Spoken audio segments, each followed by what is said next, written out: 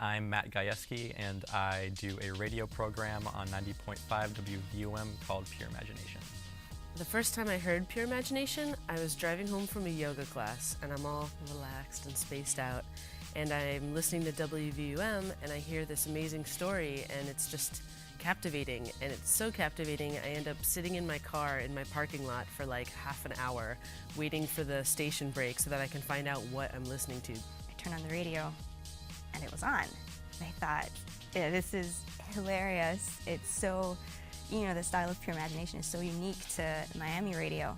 One of my favorite episodes is Crime in the City Complex, because it's one of the first ones I heard, and it just is one of the funniest ones to me. It starts off with a story of a guy who got arrested at his high school reunion and then comes back. He's just fresh out of jail 5 years later and comes to the next reunion. He talks about all the crazy things he learned in prison and then finally realizes that he wants to go back to jail and, basically ends up getting himself arrested at the end of it. With no family to go home to and no friends to take me in, I did the only logical thing I could think of. I held the former prom queen hostage with a buffet table carving knife until the SWAT team apprehended me. Curiously enough, the DJ was playing Love Will Keep Us Together by Captain and Tennille, the same song that was playing the last time I was arrested. And that's like the first 5 minutes, and then it goes on to do a whole bunch of other stories. Pure Imagination is first and foremost a radio program. But lately, Matt's been doing something new. Live readings at venues across Miami. Well, I've done 3 live events at SWAT Records, which has been so far my favorite place to do them. I've done one at Books and Books, which was also really enjoyable. And then I've done a scattering of others, all sorts of places. We are Pure Imagination, and we are about to begin. A priest, a minister, and a rabbi walk into a bar. It is line dancing night, and they are wearing Stetson hats. Seated near the holy men are 3 women, one in tight blue jeans, one in motorcycle leather, one in shiny metallic chaps, and the minister immediately flirts with them, pulls a King James Bible out of their ears, turns their loaves of bread and grilled salmon into brightly colored silk scarves, and the women giggle and applaud, stomp the floor approvingly with their stiletto cowboy boots. The rules behind the show are simple. The stories cover any genre, any subject. Music plays in the background, and it takes about an hour. Now the stories are either long or short, and Matt writes them all. Except when he doesn't. They were moving the piano, like dollying it around the chapel. And the piano player was like jogging after them, trying to catch up just so that he could play Here Comes the Bride. When I do episodes using actors, everything's improvised, and historically I'd use just friends of mine. No one had any training in acting.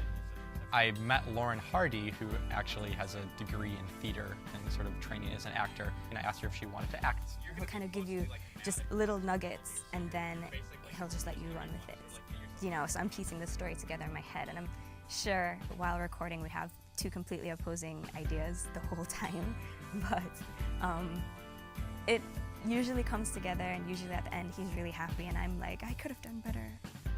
Matt fell in love with radio when he heard the work of a man named Joe Frank. I grew up in Madison, Wisconsin. I had a Walkman, and I would fall asleep almost every night listening to the radio on my Walkman. And one night I was listening to WRT, and this radio program came on, and I didn't know what it was. It was just this man talking in a very distinctive, deep, low voice. A few members of the family have passed away since last year, and they are all remembered with a toast.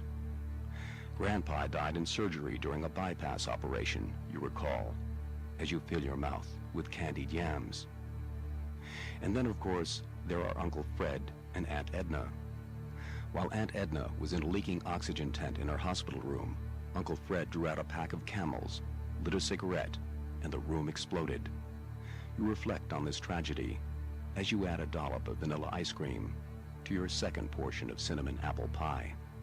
When you hear this voice, just this disembodied voice speaking to you, especially when things are done in the first person, it's like, man, he's speaking directly to me, man, and no one else is listening to this.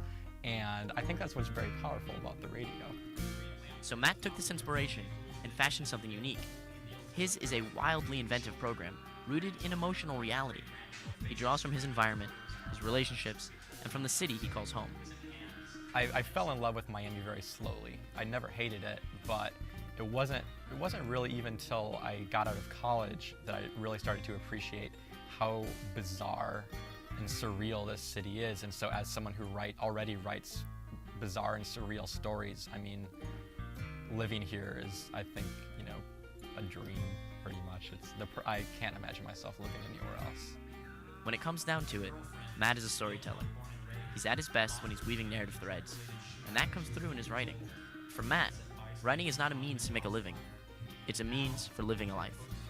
The nice thing about being a writer is that regardless of what I end up doing with my life, how I'm able to support myself, I can always write. I'm going to have stories to tell. And so at this point, I really don't have any huge dreams of literary stardom or anything like that. I just,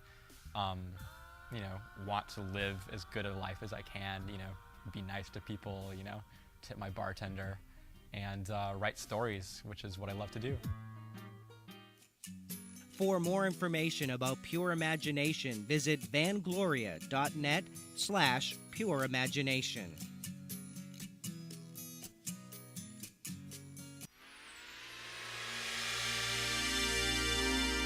The preceding program was a production of WLRN Public Television.